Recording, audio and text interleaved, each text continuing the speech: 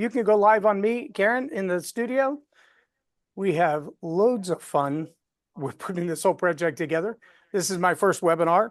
I told one of my mentors, hey, this is going to be like the very first kiss on the very first date when you're in middle school, because it's going to be sloppy and unknown, and there's a whole lot of figuring out to do that I haven't figured out yet. So I'm glad that you guys are here and that you trusted me to be a part of this.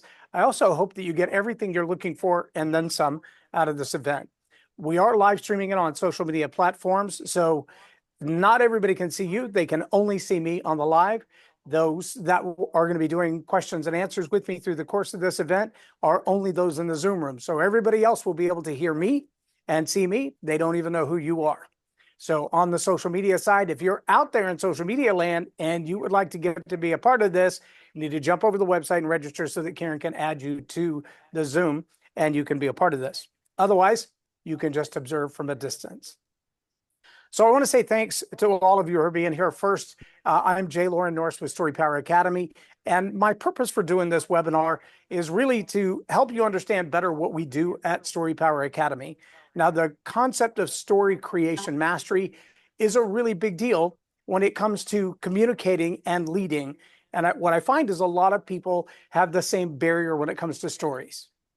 They feel like, I don't have that skill set, I don't have that expertise, and therefore, anything that I do in this, I'm just going to make myself look more embarrassed or less professional or less expert. Or they feel like, I got so much to say, telling a single story is absolutely ridiculous. How many of you, just raise your hand if you would say, I think my story is so important I need to tell the whole thing?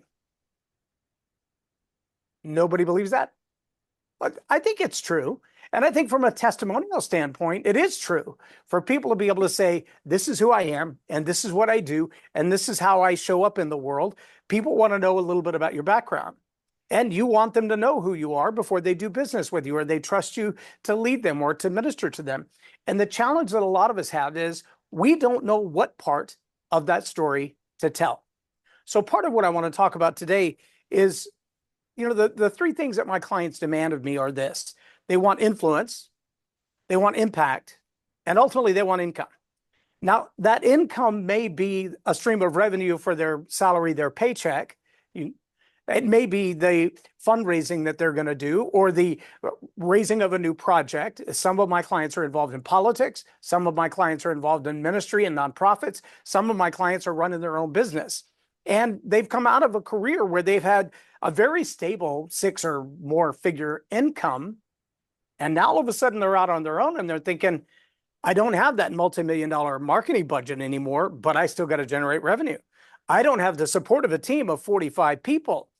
My bride and I are doing this by ourselves today. So where does the camera go? What angle are we supposed to have for this? And where does that cable go to get that feed into there? I get it. I know what it's like to launch a small business and try to keep it going and follow all the new trends. It's not easy.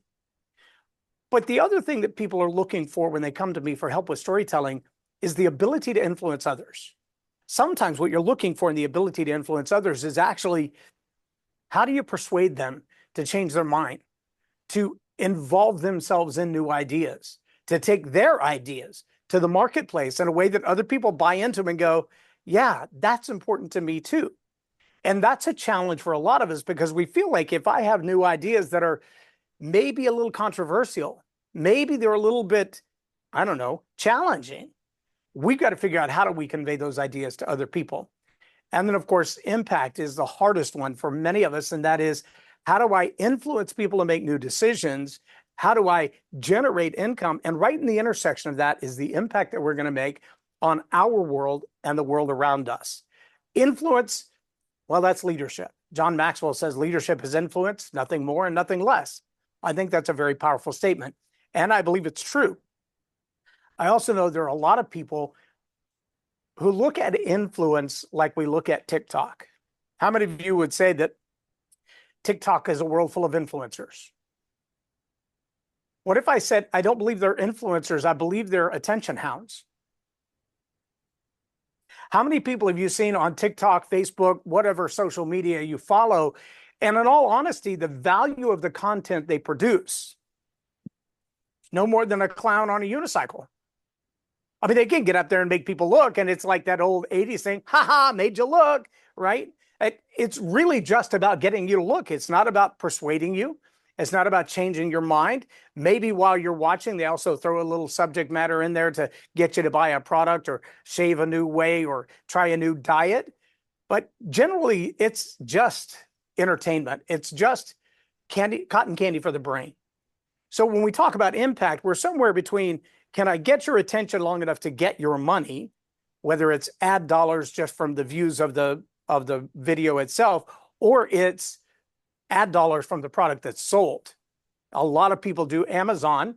They're resellers of products and services that maybe they do or don't believe in. They didn't manufacture them. They didn't create them. So their revenue, their income is driven by attention, not so much by influence. Impact is that spot between, where you're actually pushing against the ideologies. You're challenging the way people think. You're bringing about transformation in their life. And so influence, impact, and income are the things that my clients, when they come to me and say, I want your help, that's what most of them are looking for. Now, the number one problem that parents, professionals, preachers, and politicians have in common, I believe it can be solved in 3 easy steps. And I'm going to share those 3 easy steps with you today. First, I want to tell you how I came to the conclusion that this is true. I walked into the little boys' bathroom in the middle school where I went to middle school. And I found my mom on her knees, face buried in the urinal.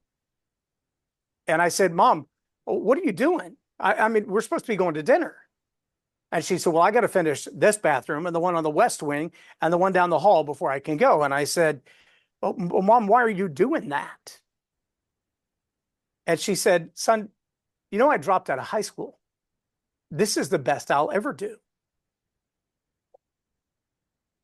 How many of you have had a story in your head that just keeps replaying, that maybe it sounds like an excuse, maybe it sounds like a decision that you've already made, maybe it sounds like a series of decisions that you've already made, and you just keep telling that story over and over again, not realizing it is the nemesis of your success.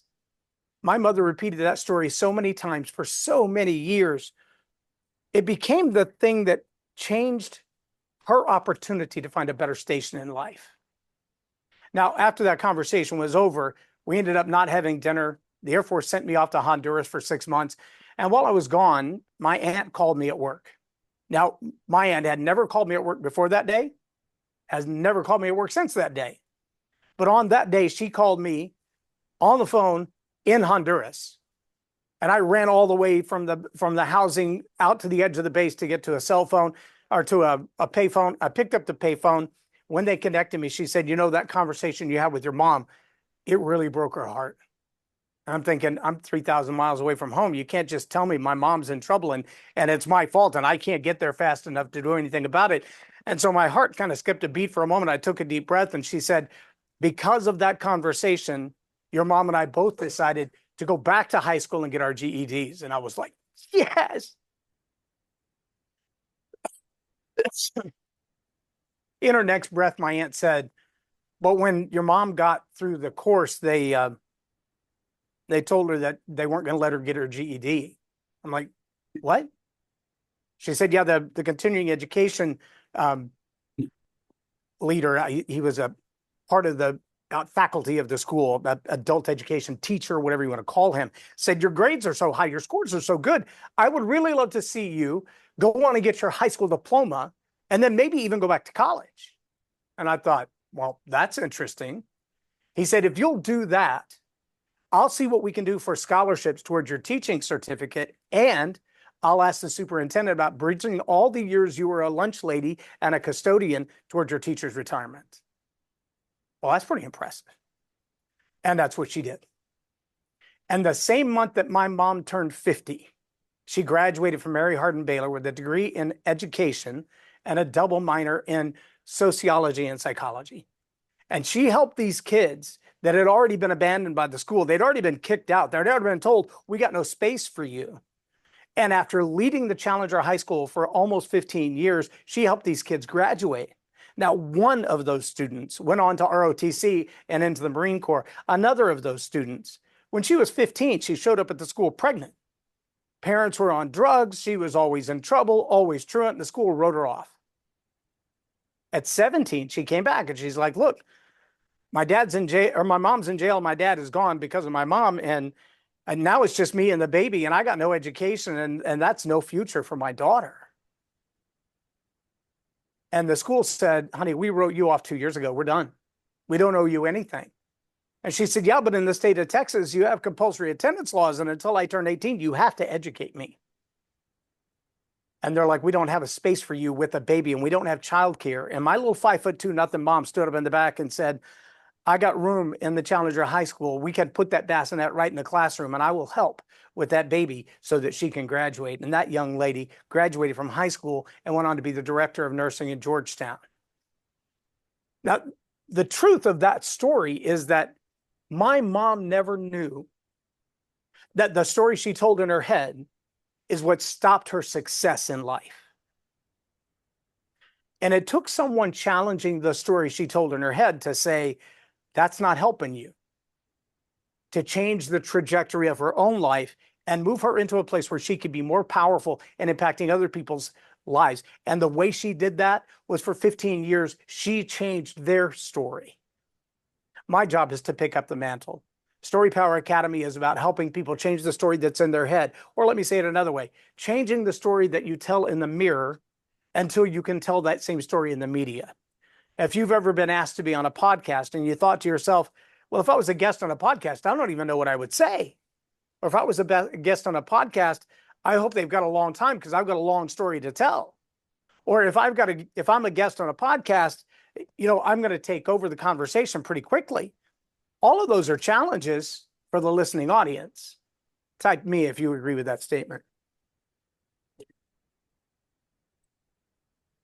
See, one of the challenges we have when it comes to communicating with those people outside our circle is figuring out what's important for them to hear.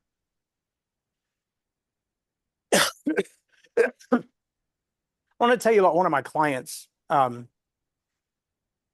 He barely got out of high school and later came to me and said, I have this opportunity to speak at an event where I'll be sharing the stage with a nationally known, perhaps internationally known celebrity. It's going to be at a big football stadium. There's going to be 700 to 1,000 people in the audience. And I don't want to get on the stage and feel like I don't know what I'm talking about or feel like I'm fumbling my way through. I want to nail the content that I'm delivering. Now, this was his event. He had paid for the stadium. He had paid to bring in this celebrity speaker. He had brought all the people together and had been marketing this thing and spending oodles and gobs of dollars on it. He said, I don't want to be on the stage talking about this subject that is so important to me and feel like I'm the detractor in the room. So we worked together for about 5 months.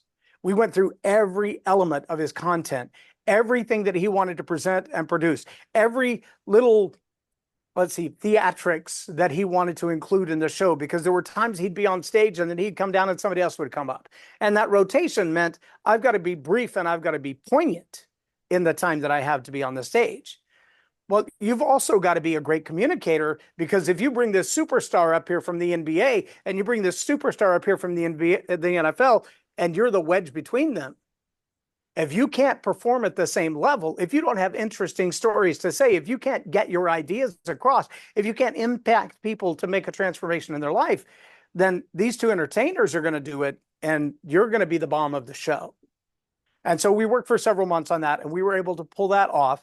And there were a lot of people that came after that event and said, honestly, you were kind of the superstar of the show. I mean, I know you had all these other celebrities. I'm glad they were there, but you really changed the way I look at this topic. Ironically, his topic was tithing. How many of you would like to be able to do a presentation on tithing in a large public venue alongside NBA, NFL speakers? That is a hard task to follow. Now, how was he able to do that? What we spent our time on, and these are the 3 steps that I want to get these in your head. So if you're taking notes, I want you to write down the 3 brief descriptions of these 3 steps. The first is select the best story. The second is qualify each story. And the third is craft those stories. Now, in the case of this particular event, it wasn't just selecting a great story, because we can all look back at our life and go, how many stories do I have? I'm just going to pick the most impactful ones or the best ones. But in this particular case, it was a story that was connected to the idea that he wanted to express. Then he had to qualify that story by comparing it against an expert framework, which the StoryPower Grid is a very elaborate framework that says, does it have context? Does it have content? Does it have credibility? Does it have credential? And all of these are things that they become like the cheese grater, if you will. When you lay them down over the top of your story, they really push you to ask those tougher questions about your story. And then finally, you've got to craft those stories diligently for time, because you have an allotted speaking slot, or you have an allotted time of someone's attention. I don't know if you know this or not, but the average strong video on a social media platform will get the first 3 seconds you can get and keep their attention. After the first 3 seconds, if you don't have their attention, they're going to wander off. And even if you keep their attention, the odds that they're going to stay and participate in what you're doing past the 15 seconds, that's a hard ask as well. So you got 3 to 15 seconds to make sure those stories really draw people in to go, that's something I want to hear, and it matters to me, and it's important to me, and I think you have the credibility to make it change my life. So that's part of what we want to be able to do when we're selecting and crafting these stories. So for this particular, I need to have influence, me as a nobody, alongside NFL and NBA players who already have the name ID and the brand ID and everybody knows what to expect from them. I've got to be able to step up to the plate and deliver at the same level. A very specific path that we went through to evaluate every one of those stories. Next, we can talk about income. Remember, I told you that one of the 3 things that my clients demand of me is income. And when I say income, what I mean is these are people who are looking at the overall presentation and going, how can I gain ROI from storytelling? So I had a particular nonprofit leader who came to me, and the first time we worked together, and you can ask Karen about this, she sat down with me to have dinner and tell me the story of her nonprofit and her organization and her life and how she got to this point and what caused her to make the change in her life. And she told me straight up, it took 9 hours. 9 hours for her to tell me the story. How many of you would have stayed for 9 hours? I don't see anybody's hand up. How many of you, if you were considering writing a check to that nonprofit, would have said, oh yes, please regale me for 9 hours with your entire life story? Most people are not going to dive into that. But over a period of years that we worked together, the first several months that we worked together, she took what was a $30,000 average fundraise when she did an annual banquet. The next one, she raised $130,000. We rewrote her speech and crafted it down to 45 minutes, or to 27 minutes. The 27-minute speech still took her 45 minutes because she kept embellishing and adding things back to it. And that one raised $130,000 instead of $30,000. That's pretty good progress, wouldn't you say? That's like a 4X. We're now 12 years into our relationship together, and her latest event was September of 2025. We've worked really diligently to get her responses to questions on podcast interviews narrowed down to a 2 to 3 minute answer. And for this particular banquet, she was on and off the stage between people, very much like our NBA, NFL speaker and the guy in the middle. And so she had a lot of celebrities and a lot of people who had been recipients of the great things her nonprofit does. And she has whittled down to 2 to 3 minutes each individual story of success that her organization has accomplished. And in that 3-minute window, an ask. It's a brief ask. It's not a please pull out your checkbooks, I'm going to wait until everybody has brought me a check. It's if you can see the value of this, join us, participate, and help. And that event in September raised $300,000. So it's taken 12 years to get us from a 9-hour speech to a series of 2-minute talks. But she has elevated a lot more than that. So if we're looking at the same framework, select the stories. These stories were selected based on the decision she wanted them to make. So if you're still taking notes, I'd go back to that first one, the first step in the framework, is select the stories. But now we're selecting the stories for the decision you want them to make, meaning they've heard what you have to say about this idea. They want to know, is this story relevant to me does it resonate with me emotionally so that when you get to the call to action, I go, that's something I need to do for sure. Now, to qualify each story, in this particular instance, the highest level of expectation for the people in that room that are being asked to pull out their checkbook, it's, do you have the content? Meaning, does the story you're about to tell me explain to me what your organization does? Can you put it in the context of our relationship? I'm a donor, I'm a volunteer, I'm a service provider, I'm going to bring toys, goods, clothes, et cetera, et cetera. How does that story directly relate to me? So is it an entertaining story? Is it contextualized against our relationship? Is it explaining your credentials? When I hear this story, do I trust that you know what you're doing, that you can actually do what you claim you can do? Now, credentials and credibility are a little bit different, right?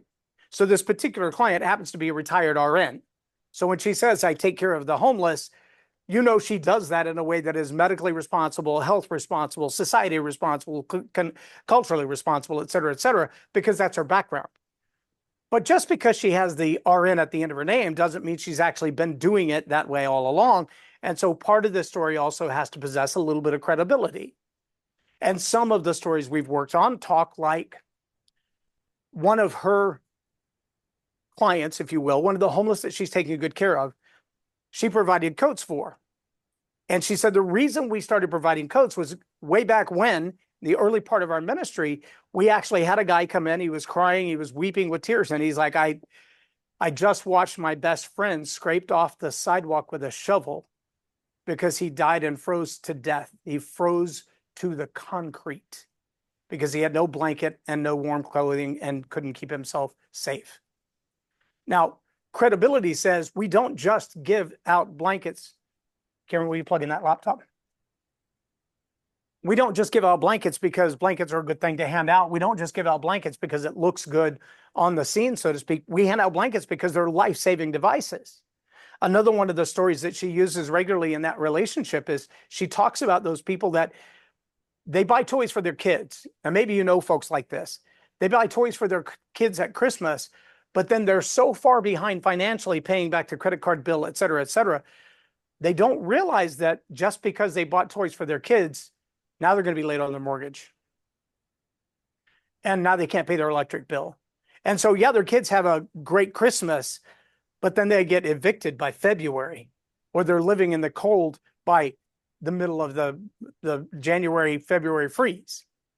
And they're doing it because the parents thought they were doing a good thing. Well, this organization provides toys for these kids, so these kids are not being left without Christmas, and the parents are not being left without a home or a warm place to sleep. When you can add a single sentence like that into your story, you have credibility. We're not just doing a good thing because it's a good thing. We're doing a good thing because it's the right thing to do, and it carries a lot of weight with the society. Finally, you've got to craft those stories in this very limited window of time to emotionally move people so that they'll take the recommended action. So you're not just crafting a story for entertainment's sake. You're not just crafting a story to get people to, ooh, made you look like a clown on a unicycle. You're crafting these stories in such a way that they have a heartfelt response to the things that you've said. The fun part of that is as we craft these stories, we get more emotionally involved in them. How many of you have told a story and when you tell that story, it makes you cry? Nobody? I see all these people with their cameras off. It's hard for me to know exactly what they're thinking. But if you're one of those people that tells a story and you get emotionally involved in the story that you're telling, I don't discourage that. I encourage you to be real and honest and authentic and human about your story. I've had clients that use AI to build the stories of their book. And when I go back and read them, I realize the end ask, when you've built this relationship with your client, the end ask is that you're expecting people to invest anywhere from $5,000 to $25,000 in the services you provide. But you have this story that, although it's well crafted, it's got great rise and fall and emotion and character and scenes and everything. When I read the story the first time, I turned to my client and I said, when you were sitting on that bench where you met that person and you were looking off over the lake, Were you at that bench where the Capitol building is on the right and all the trees are on the left and you can like see forever across the water? And my client looked back and said, I've actually never been there on that bench. That entire story was written by AI. And I thought, I wonder if that builds credibility with your audience or if that builds distrust. Because if I was about to spend $20,000 with you, I might ask that question myself. Hey, I sat on the bench before. Did you see all the way across the lake, or was it too foggy that day? And if you've never been there, now all of a sudden I question everything else that you say. So it's not just about crafting a story that's entertaining. It's not just about crafting the story that, got your attention like a clown on a unicycle. It's about crafting a story that helps people to know and understand who you are, and then deliver it in a way that people are emotionally attached to that story and to you. My retired RN, we talk about that contrast between influence and income, that middle road being impact. When we started working together 12 years ago, there were people who said, and I mean people of heavy weight, mayors in Dallas, leaders of international organizations who are the president of these organizations. I remember hearing the president of the NLRB one time say of this particular client, it's almost like she has a direct connection to heaven, because whatever she wants, she tells heaven, then she tells you, and it's like you have this conviction to give her whatever she wants. It doesn't matter what she's asking for. Chairs, a free ballroom that's normally 50 grand, delivery of food or goods or toys or whatever she asks for, you give it to her. It doesn't make any sense. It just happens. And so there were a lot of people that knew her as the one that took care of the homeless, but boy, if she showed up, you better be ready to give, because she's going to ask you to give something, to sacrifice something, to be involved somewhere. And here's the real irony. In all the years that I've worked with her, there's one particular story that she shares of why she absolutely hates the homeless. She serves 5,000 homeless people every Christmas. She travels around the world taking care of kids who have no shoes and no blankets and backpacks. And she grew up most of her life hating the homeless, because in one of these stories, she talks about sitting in her kitchen chair, eating her breakfast with her mother, and her mother invited a homeless woman in to have breakfast with them. And this homeless woman came in and slapped her in her face for sitting in her seat. I can imagine I would not have a great fond affection for the homeless either. But if that's who you're called to serve, that's who you're called to serve. So here we are almost 15 years later, and I get a phone call from this same client, and she says, I don't have a fundraiser coming up for a while, but I did get an invitation, and I really think I need your help on this invitation. Now, I want to shift gears with you, because now we're talking about impact, not just influence and income. Those are very important, but impact is a different thing. I have clients who are politicians. I've been working with a mayor who will probably be back here in my studio in January, who travels internationally. He's been working in Nigeria for 16 years. And part of what he's involved in right now has got the attention of the United Nations and of the US government because of the genocide taking place in Nigeria that is being denied by a lot of the political leaders in Nigeria. And as a mayor of a small town in Texas, in South Texas, everybody's like, why does he even care? Well, because he's been there firsthand. He's met the people who are the victims of this genocide, and he has a heart for them. He wants to make an impact for them. So when my client who serves the homeless gets the phone call, they said, hey, we would love for you to come to Dubai and be one of our keynote speakers for the Global Leadership Summit. Now, how many of you know what the Global Leadership Summit is? That is a big deal. Craig Groeschel, it was Bill Hybels before that. This is a large organization that influences hundreds of thousands, if not millions of people around the world. And she's asked to come to Dubai to be on the platform to share leadership principles with them. And so immediately upon the phone call, we scheduled a time. We sat down and talked over the phone for about an hour and a half. We wrote out the entire script. The next weekend was NRB here in Dallas. The National Religious Broadcasters. There are probably 6,000 people that showed up at that event. Everybody's working the crowds, finding their, new media interviews, et cetera, et cetera. I'm taking care of my clients, doing some video reviews, et cetera. And she comes to me and she says, my plane leaves early in the morning, and I lost the notebook. The what? The notebook. that has the entire speech that we wrote together on the phone. Wait, so you leave for Dubai tomorrow and you have no speech? She said, right. That's going to be a problem. Because I didn't record it either. We were on the phone, not on Zoom. There's no recording of it. There's no transcript. There's just what you wrote down. She said, so what am I going to do? I said, well, the first thing I'm going to challenge you in is your leadership role. Because I think perhaps losing the speech is the best thing to happen. She's like, well, what do you mean by that? I said, well, we crafted a lot of those stories in there, but you were pretty adamant that you wanted to use the stories that you always use to fundraise. She goes, well, I'm going to be on the stage in front of these global leaders. Why would I not fundraise? I said, I want you to change your attitude for a moment. What if they didn't invite you because they thought, wow, she's got a great ministry. We need to know more about it so we can give more money to it. What if they invited you because they look at you with 3 decades of service, plus the 30 years almost in nursing as a nurse responsible for 500 surgeries a day? What if they looked at you and said, she's figured out something we don't know yet about how to serve people. And she's got a track record. And she's got a healthy service record. And she's made a great impact in people's lives. And we want to know, as young ministry leaders, how do we do that? And so we started over from the speech. Now, again, we've been working together about a dozen years. There were a lot of those stories that I recall in my head about what she does. And I challenged her and I said, what if we use this story to make this point? And what if we use this story over here? And she's like, oh, I haven't told that story in years. I said, I know.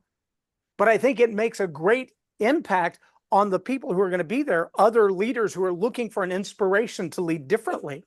What if we alter the stories that you'd planned to tell and we write a different speech because we have a different attitude about that impact?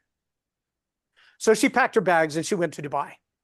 And she selected an entirely different set of stories. So go back to your number one, the framework, the story selection. She selected the best story for leading the narrative of I'm a leader who's made an impact for 3 decades, and you can too. For shaping the culture.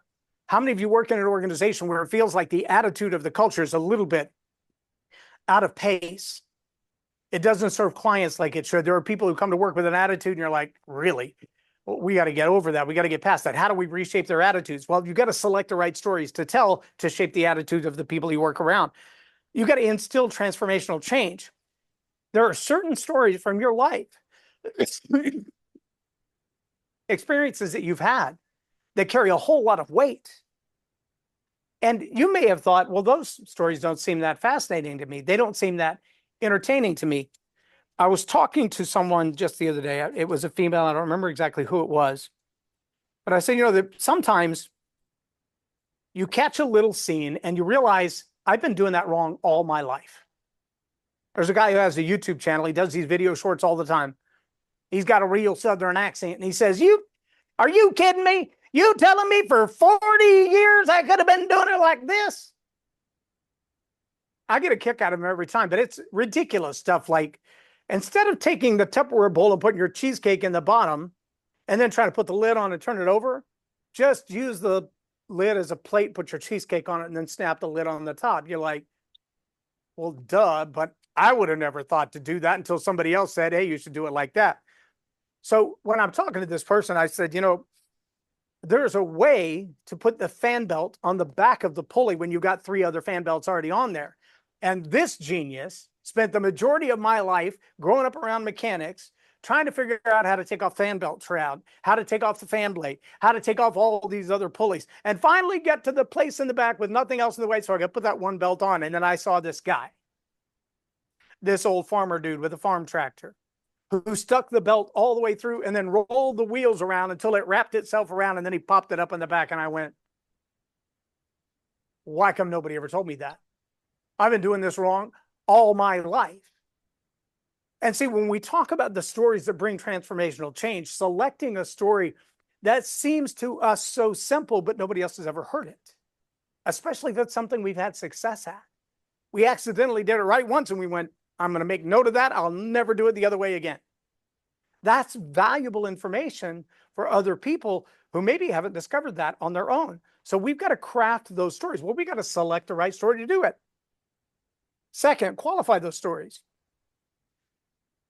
How many of you have had customers that you really wanted to fire? Go ahead, raise your hand. I'll wait. Because I know you've all had that customer. You're like, man, I love their money, but I hate their attitude. I love being able to get paid by them, but I do not like dealing with them, right? What if I told you there's a way through selecting the right stories, qualifying those stories well, and then crafting them just right, that when you're qualifying those stories, you have the opportunity to expose your core values and express opinions in a way that people go, you're exactly my kind of people. Or we're not going to do well together. I've been like 5 minutes in and then I'm already tired of you.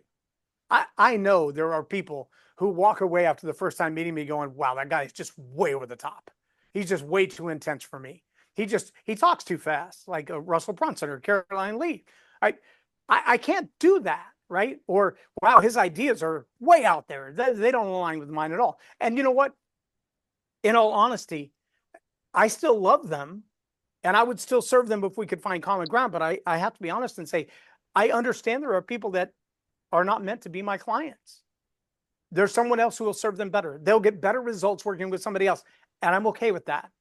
Trust me, after growing up on food stamps and potato soup, the only son of a single mom, being broke most of my life, having a bad attitude about money and a bad relationship with money, there was a season of my life that I would take every client that came to me, even if they abused me. I would take every client that came to me, even if they only wanted to pay me a third of what I was worth. And for a long season of my life, I had no idea what I was worth. So I'd take a third of that. Anybody else resonate with that? How many of you would like to be able to tell a story that in a matter of 2 or 3 minutes, you've laid out your core values and expressed some opinions that people go, you're my kind of people. Whatever it takes to work with you, I want to work with you. That's a powerful place to be in. That's the kind of relationship we want to build with people. And believe it or not, we don't have to spend oodles and gobs of money in marketing to do that. We just have to tell a story that makes it very clear to them who we are, what we expect, and how we deliver. Now, when crafting those stories, you have the opportunity to pick perfect people so that they will gain buy-in. They'll join in on the cause. The right people will make sacrificial investments, and other people will self-select and, well, frankly, they'll just go away. A lot of that comes in the very early part of selecting the right story. All of us have the long soap opera, novella, monologue type of a story. And if that's true, we also have tiny little learning moments, aha moments, where a new idea, a new revelation came to us. And rather than telling the whole story, we can tell that tiny part of a story. And that tiny part of a story causes people to go, I see that you have the skill set to help me. I know that you have the credentials and the credibility to change my life. You have what I'm looking for. We also know that these are people that we can engage with on a quid pro quo kind of a basis. They're willing to invest the time with us, the finances with us, to do business with us because they know what they're going to get in return is going to completely elevate their life, the quality of their life, their relationships in their life, their impact, their influence, and their income. That's what almost everyone wants. And when we suffer with hard relationships, it's because we're not clear about those expectations. Anybody else have relationships that are troubled because nobody was clear about what the expectations were up front? You can do that with a short story. You can qualify that relationship with a short story. If everybody's still with me, give me a thumbs up real quick, just so I know we're all still good. I'm not putting anybody to sleep. Awesome. So what if I told you there's a way that we can engage for 6 weeks starting in January, and every week come together, talk about selection stories, walk through that actual process. So you can take some stories and ideas and go, I want to work on this one. I really want to narrow this concept, this idea, this incident, this relationship down to something that it can be a podcast answer. It could be on the back of my brochure. It could be the thing that I say every time I get on the platform. I want a story that has that kind of power to use it every time. If that's something that's really of interest to you, then I think what we're going to start doing in January is really good. Now, I'd also like to know, how many of you are the IKEA kind of people? Here's what I mean by IKEA kind of people. You think to yourself, I would love to go buy a box that has a label on the outside and a packing slip and instructions on the inside, dump it out on the floor, and then work for the next several hours to figure out what it is and put it together. How many of you, that's you, the IKEA people? Do-it-yourselfers. Complete do-it-yourselfers. You show up at Home Depot with a flat cart and an equipment list, and you just make something out of it. How many of you are more like me? When I was 16 years old, I bought a 67 Chevy Impala. When I burned the clutch out of it, I pushed it up into the garage to change the clutch. My uncle lived about 6 hours away at the time and refused to come home to help me change the clutch. So myself and my 5'2" mother, picture me and Yoda underneath my car, trying to bench press the transmission. She's trying to hold it up, or I'm trying to hold it up, or she's trying to find the pilot bearing to put it back in there. And neither one of us have ever done this before. So I had my phone. Yeah, this is going to tell you how old we are. Before the days of the wireless phone in the house, we had the one with the long, stretchy cord, and we had to stretch it out and then put heavy things on it to keep it from curling back up and snatching the phone back to the phone. So we brought the receiver out, wedged it under the back tire of the car, and turned it up as loud as we could. And my mother and I, underneath that car with my uncle on the phone 6 hours away, were able to put the new clutch in that 67 Impala. Now, we did it wrong the first time. It lasted about 3 days and burned out the clutch again. We did it right the second time, and it lasted until I got rid of the car. But I couldn't have done that on my own. I didn't have the skill set. My mother didn't have the skill set, even though she had the willingness to get under there, get greasy, get dirty, get involved. But she couldn't help me through the process. How many of you have worked with a coach that when you're done working with them, you feel like you've made a great clone of yourself? But I'm not a better me having gone through that process. Anybody else? I've had those coaches that I've surrendered myself to and said, I'm going to give you the big money. I want you to. And when I'm done, I'm like, okay, well, I picked up a few things, but really all it means is I'm going to do exactly what you do. Now, there's some value in understanding when things work well that you repeat them because they work well. And then there's also something about a transferred skill set. Now, it's been many years since I replaced a clutch in a car. I'm not confident at this moment that I could do that because I've slept way too many times since then, been hit in the head way too many times since then. But I'm now more in that third class of people.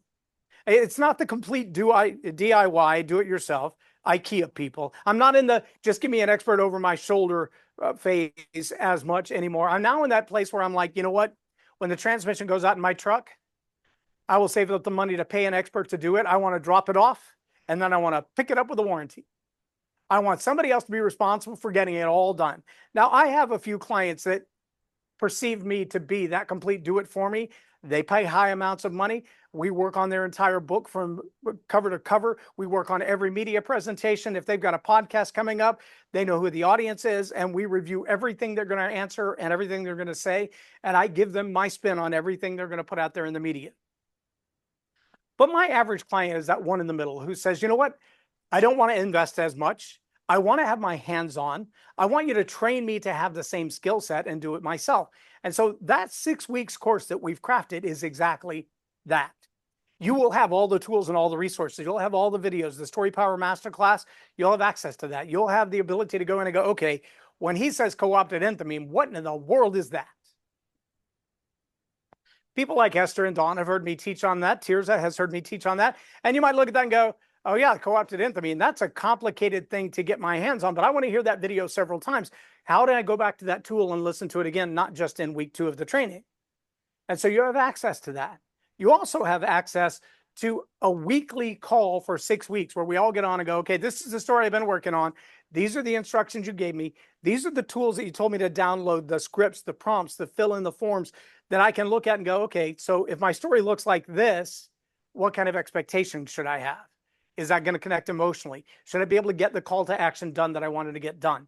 Should I be able to change the culture in my workplace just by using this story? And if the answer is yes, then we bring it to the crowd and let everybody else give their feedback on it, because there's nothing better than a small group as a focus group to give you the feedback to say, that was powerful even in my life. And I want my stories to go to that next level. What did you do differently? That collaborative work is the most valuable thing you can ever find, in my opinion. Some call it a mastermind. I just call it group coaching because I'll always be there to be a part of what you're doing and give you my input on it. I've been studying leadership communication for over 30 years and working to master these skill sets as a Dale Carnegie coach and a John Maxwell coach. I want to speak those things into your life. All right, so who is this for? One thing that I hear regularly from clients is, I'm afraid I'll forget what I have to say, or I have trouble with my words because I don't use many. Anybody met my wife, Karen?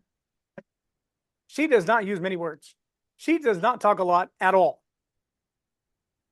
But I used to tell people, even in pre-marriage counseling, you need to understand that when Karen speaks, you should listen closely, because it's such a torturous thing for her to come up with all these words to share in public. That means it's burning a hole inside her. She's not going to speak until she can't not speak. So when those words come out, they should carry a lot of weight in your life. But if you're part of the StoryPower Masterclass, or you're part of this 6-week journey to boost your business through StoryPower, together we're going to focus on original, authentic, personal stories, because you seldom forget your own stories. We'll make sure that every word counts and no word salads are needed. How many of you feel like sometimes you're just filling time with word salad? I'm just talking and I don't really have anything important to say. Maybe you've met these people. Type me in the chat if this is true. There are a lot of people like Karen who really have something to say. They just don't say it very often. And then on the other side, there are those people who just have to say something, and they really don't have anything to say. They just won't stop talking. Anybody met them? So maybe this is for you. If you say, I feel like we've tried everything to improve our company culture and our morale, but we still have a ton of room to grow. We just don't know how to create the change that we want to see. Now, if you've been in an organization any amount of time, you know that that's a challenge. You try as a leader to get people to move into that next level, and they just won't. So in this organization, in this particular group, we're going to work through what we call the attitude hack, and it demonstrates a really simple truth. Culture equals attitude. Attitude is engineered one story at a time and revealed in the everyday language of our leaders. StoryPower trains leaders to tell better stories better for lasting transformation in performance, culture, and customer reviews. How many of you would agree with my statement that brand is what people say about you when you walk out of the room? Give me a yes. Put a hand up. Anybody believe that statement? Brand is what they say about you when you walk out of the room. I mean, you can have the greatest color scheme. You can have the greatest logos. You can have the greatest brand statements, and even the story brand story. I don't disagree with anything Donald Miller says. I just think he stops at a very high level when there's a lot more granular work to do. That's what we do at StoryPower. The same is true of Grant Baldwin. I think Grant Baldwin does a great job getting people prepared to speech with creating their abstracts and creating their presentation pitch so that people know what you're going to talk about. What I haven't seen him do is really dial into, if I only have 2 minutes to talk, what do I say that makes people remember me? That's where my focus is. So that's a little bit different than your average bear that's out there teaching public speaking. How about this one? Maybe you've said, or you've heard someone say, I've been through a lot and I don't know which stories are important to tell. Now, there are a lot of people who have a long and tragic testimony, and the challenge for them is when I start talking, I have a hard time shutting up. I spoke with someone the other day, and their entire chronological story, basically from their teenage years until yesterday, were part of that answer. And I said, we've got to get to the place where you look across the room at the person you're addressing, and what you say matters to them. Now, it's a little more challenging when that person across the room is not 1, but 20 or 200 or 2,000. That's a big deal. But I want you to have the skill set to be able to do that. And that skill set is going to come from practicing and rehearsing those stories again and again and again and again, and knowing, excuse me, sometimes what we have, that one's a different password, Karen. That's the Apple login password. Sorry, technical difficulties. Bear with me 1 second.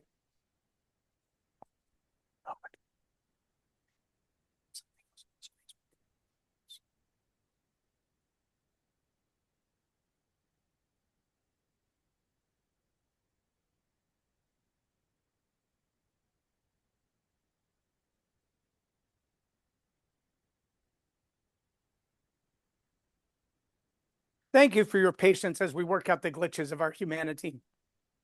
We are very, very human.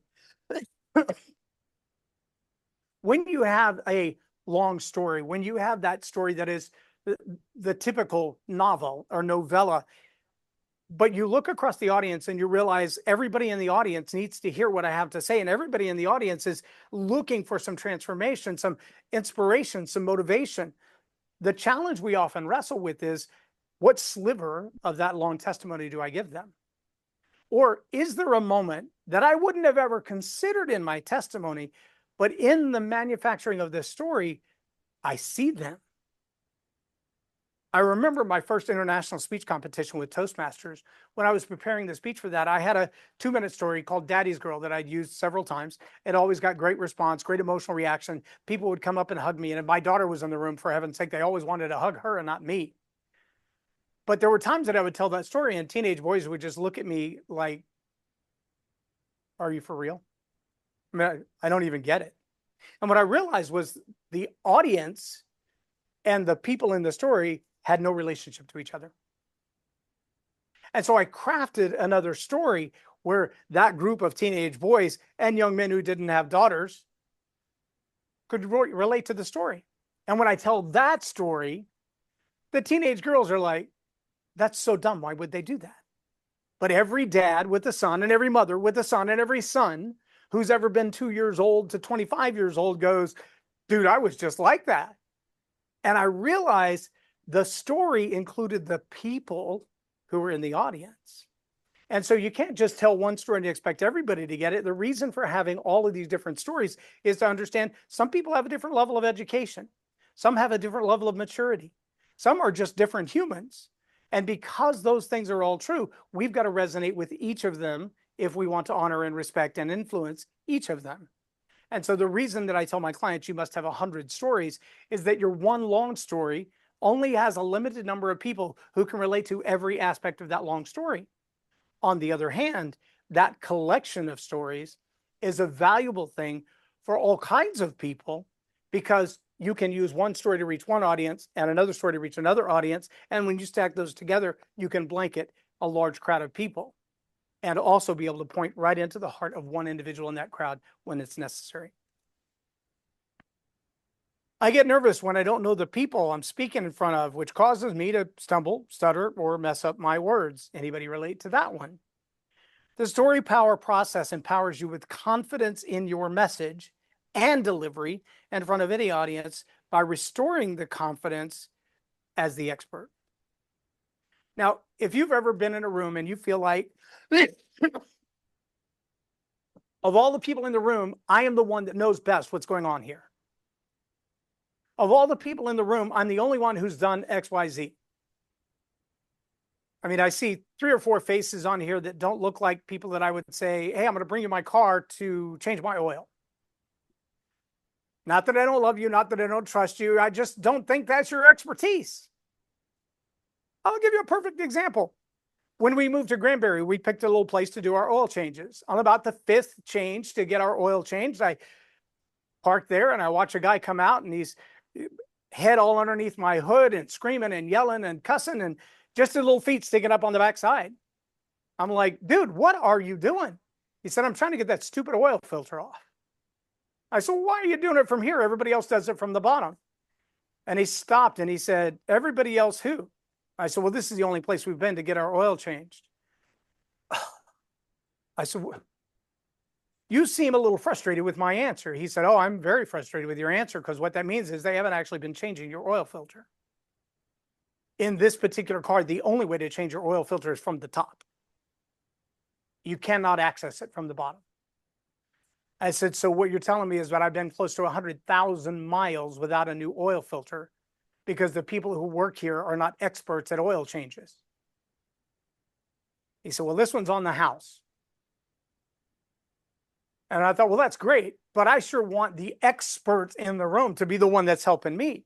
Well, if I tell you that story and you say, well, I need to get my oil changed while I'm in Granbury, I'm going to give you the guy's name and you're going to go, hey, is he here? Because if he's not here, nobody else is touching my car, because that's the expert on this particular thing, for this particular car, for this particular model, in this particular time.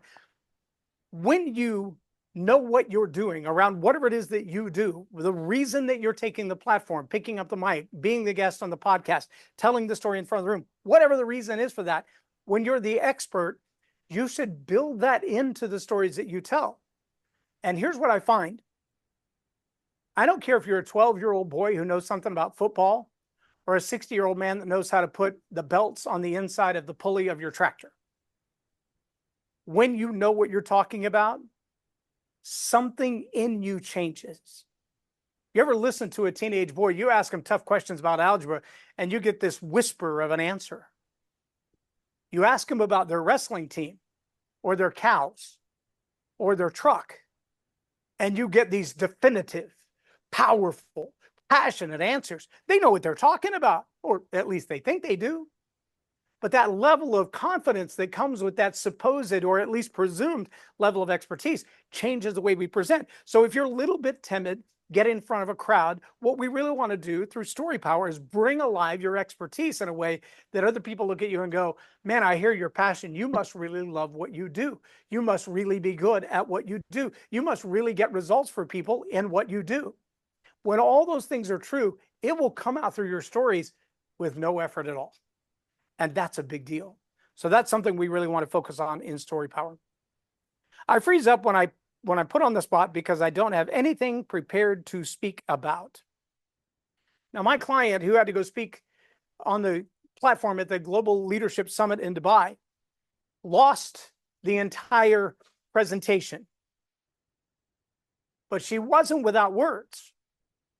Because for the last 12 years, we've been crafting these stories. She had not, in her imagination, categorized them the same way that I did. She wouldn't have applied them the same way that I did. But a lot of that had to do with a leadership attitude. Am I here to raise money? Or am I here to raise the level of intellect and information for all of these leaders in the room based on my expertise and my experience? And so just that subtle mind shift from I'm coming to give, not I'm coming to ask, made her go back to the quiver of all the stories we'd worked on for the last 12 years and go, I'm not going to use that story. I'm going to use this one. I'm not going to use that story, but this one. And I'm going to put these two together with this transition so that when I get to the end, people have a stage or a framework to build through so they can apply all of these new ideas.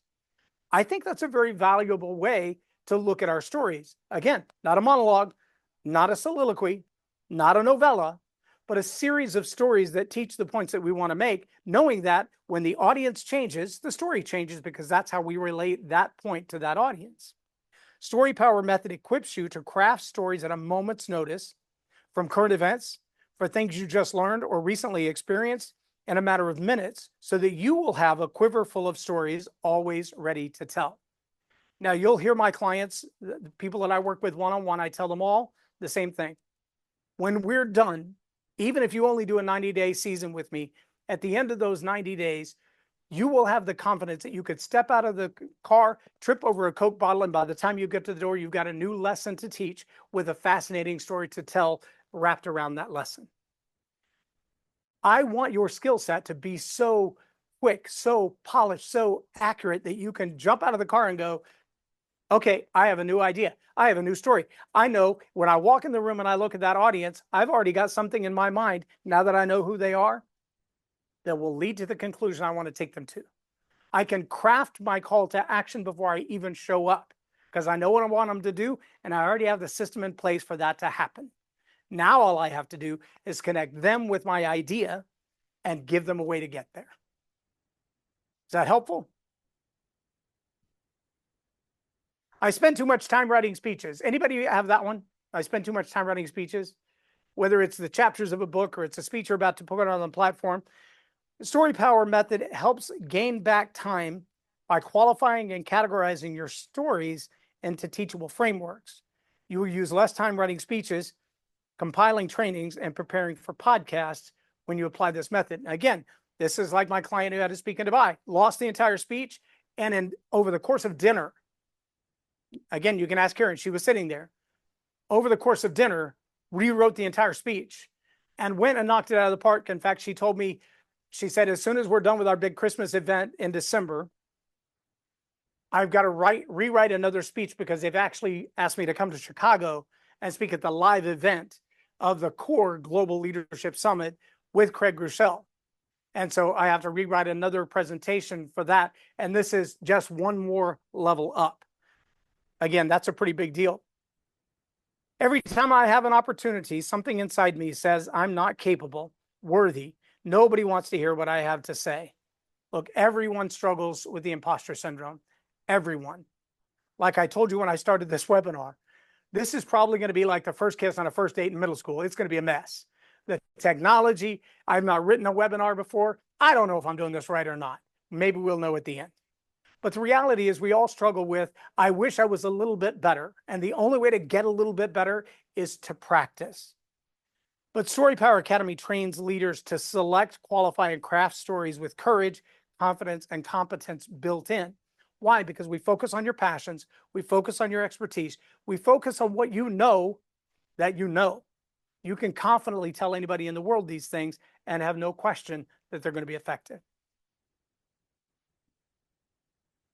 I think this is the last. Who is this for? Karen gave me a hard time. She said, you got way too many of those.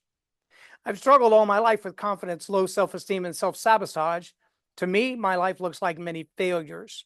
Again, this is full circle. This is back to my mom. The stories we repeat inside our head are often told in the worst light.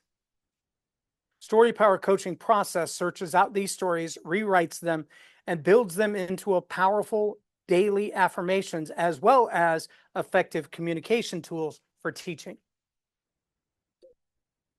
Now, if you've ever been asked to deliver your experience, maybe a testimonial with a client, somebody says, hey, I served you, it worked out well, I'd like you to talk about it. And you feel like, I don't feel like I've accomplished anything.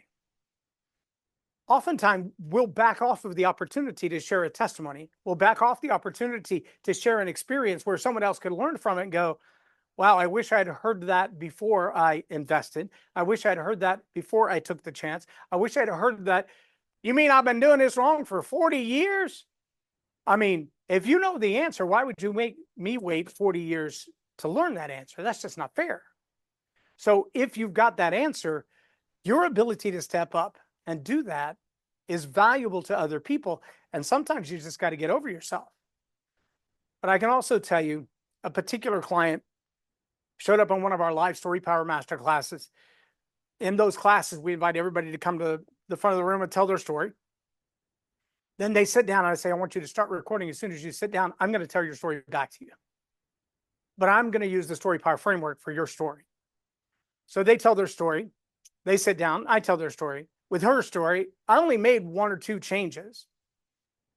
Reorganized kind of how it was told. And then I changed one sentence completely. On the break, I find her in the hallway, tears just streaming down her face. And I'm like, is everything okay? And she said, you broke me. I said, what do you mean? She said, you changed my entire life when you changed my story. And I'm like, I didn't make that much change to your story. She said, no, you changed one thing. I said, okay, how's that such a big deal? She said, every time I've told that story, I said, when that woman walked in the room, I saw such hatred in her eyes. And what you said was, when that woman walked in, I felt such hatred in the room. She said, I had to ask the honest question, was that hatred hers or mine? And now I look back and I realize for 32 years, I've shut that woman, my aunt, out of my life because I presumed the hatred was hers. And I have to be honest and ask, is there a chance that hatred was mine? And is that fair that she hasn't been a part of my life for all those years because I put the hatred on her that was really mine? And I've got apologies to make. Now, if you find yourself one of those, that the stories that you repeat inside your head about relationships, about past mistakes, about financial decisions you should have made, but you didn't, it's really easy to find yourself in the prison of those things. And those things don't just stop you from succeeding. They stop you from helping people who desperately need you. How many of you would say, well, I would have run for office, or I would have been the manager of, or I would have led this organization, or I would have launched my nonprofit. And all of this time we don't, because there's a story in our head that says you're not good enough. You're not worthy. You're not qualified. You're not an expert. You've never succeeded at anything. Trust me, I told all of those stories. And now, after having worked with hundreds of people and walked through those stories with them and hear them tell those stories and go, yeah, but this one little thing tells me that what you said in that story isn't true. You told me something about yourself the last time we talked that makes me look at this story and go, well, that's not true. And I can prove it. There's a deep value in taking the time to reassess and reevaluate the stories we're telling internally. And when we qualify those stories at the next level, they empower us to do more than we've ever imagined before. I love the way John Maxwell says it. You will not get out of life what you want. You'll get out of life what you become, the who that you are. And if you want to step on the platform, or you want to launch a podcast, or you want to write a book, or you want to lead a ministry, or you want to lead in politics, or if you want to educate from the front of the room or build online courses, all of those demand that you be honest with you, that you step up to the plate and go, I know who I was made to be, I know what I'm capable of, and now I can articulate that well. That's exactly what we do at StoryPower.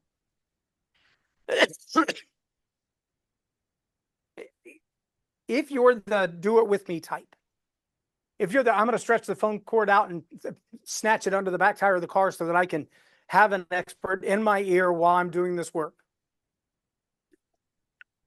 this 6 weeks done with you course called Boost Your Business with StoryPower, I think it's what you're looking for. It's the opportunity to build these stories in a hands-on fashion. It's not, hey, here's the online course, go do it yourself. It's not an IKEA box of figure it out. It's a let's walk through this together kind of an opportunity.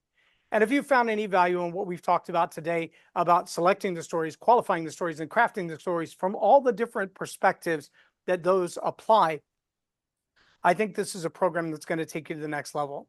Now, you can take a screenshot of that image that was on the screen, but I'm also going to tell you there is a really simple offer, and I'm going to give you a rundown. When you're a part of this course, what you're going to get is increased confidence when you're put on the spot to speak. You're going to get skills to tell stories which shape your legacy. You're going to get the emotional connection even in the toughest relationships.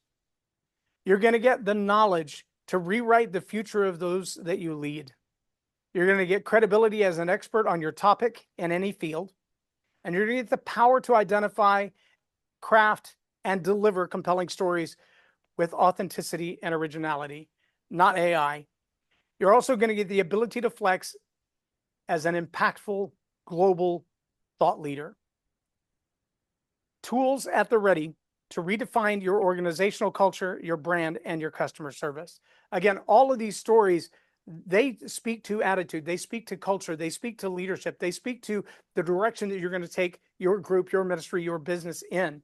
Whether you're a political leader or a stay-at-home mom, the impact that you have has to do with the stories. How many of you have encountered a mom who has such bitterness in her heart for the way she was raised that it flows out into the conversation she has with her kids? Or you've encountered someone who's doing everything they can to change the script because the way they were treated as a kid is not the way they want to treat their kids. All of this is about story power. So what's included? Well, 6 weeks of in-depth training based on decades of research and practice in the field of leadership communication. Downloadable exercises. These are tools for you to use through the duration of this course and beyond to select, qualify, and craft your stories for the greatest influence, impact, and income. Weekly group coaching calls facilitated by me personally, and weekly brief pre-call video lessons to learn and practice the principle ahead of time. Several opportunities to rehearse and polish your personal stories with me and with the group. Now, I know in the same way that my uncle being there on the cell phone, being there on the corded phone, answering questions for me when I said, okay, I'm trying to put this thing back in there and it's just not lining up. I didn't learn about a pilot bearing and a throw-out bearing and a clutch until I had a 400-pound transmission on my chest. I didn't have a clue. I didn't know that I didn't know. I didn't know what to ask until the expert was in the room going, you're not doing that right. Nothing I could have done would have discovered that. I didn't know to ask anybody, why isn't this thing going in there? And when he was able to describe over the phone, here's what you're doing wrong, here's how to fix it, it was life-changing. It took 4 hours of frustration and made it a 30-second solution. I don't know how many of you have tried to write a speech, tried to craft a speech, been on a podcast, felt like you bombed, and you're looking back at it going, I mean, if I just understood this one thing before that happened, I could have been so much better. That's what this 6 weeks journey is all about. Now, I know some of you are already involved in this. I know Esther has already made the decision to be a part of the course, and I really look forward to having you in there and having these discussions. I know Heather's going to be around with us the entire time as well. I am really excited for those of you who have already made the decision. What if the only thing this course did was help you to build confidence in your own skills and ability? What if this course repositioned your future career or education opportunities based on the beliefs in yourself? What if it gave you a significant advantage in presenting new ideas? What if it gave you tools to make the story mining a simple process? If you're a DIYer, we have courses for that. If you're pay the expert, I'm glad to engage with you. There's a higher price tag for that, but I think it'll be a great opportunity for you.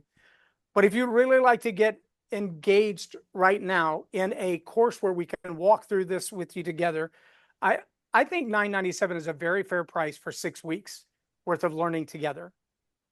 Comes out to basically $150 a week. Most people are going to spend that in Starbucks.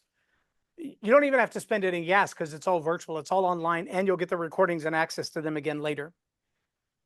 But what if I told you that today, if you're on this webinar, it's not $9.97. You ready for this? There's actually a QR code on your screen. And if Karen can figure out how to type it in the chat or copy and paste it in the chat, there's a link for you. And if you're not already signed up, instead of $9.97, it's only $3.97 today. And when you sign up for this course, you have a chance to participate in the entire 6 weeks. You'll have 6 months of access, only 6 months of access, because people have paid over $2,000 for a year's access to the StoryPower Basic, which is our StoryPower Masterclass online. What that means is at any point that you're like, what in the world is a co-opted enthymeme?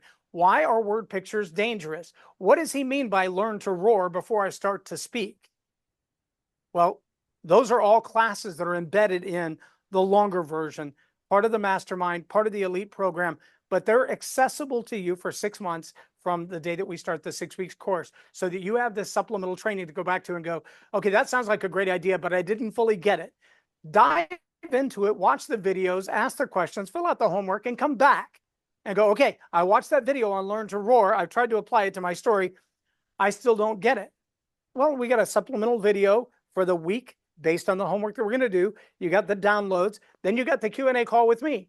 I'm going to block off 2 hours for each one of those calls. So each week we'll walk through what we did in the training, and then I'll be there to answer your questions and give you feedback and give you a review, and probably even take the time. Some of you have seen what I call the magic formula, where you tell your story and I tell it back to you. We'll be doing that on some of those Q&A calls. So you'll actually get to hear your story from my point of view, from my framework, from my expertise, so you can apply that. And yes, they will be recorded. So you can go back and look at that script and go, I like the way you did that. I want to change mine to be more like that. You're welcome to use those any way you can. It's your story, just told through my point of view. So if those things sound like they're of value to you, I would love for you to be in. I'm going to walk over here for a second and add. Can you put that QR code back up for a second? I'm going to open the chat because I can't see it from where I'm at. I'm too old. Esther, we're looking forward to working with you too. Anybody have any questions? Feel free to turn your mic on so that I can hear you and ask any questions you like. Katie, thank you for being here. Look forward to having you in the class as well. I think this is going to be a lot of fun. I'm excited. Hey, Loren, what time will the calls be? 7 p.m. on Tuesdays.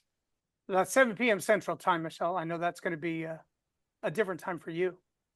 No other questions? All right. Well, I've taken up 90 minutes of your time.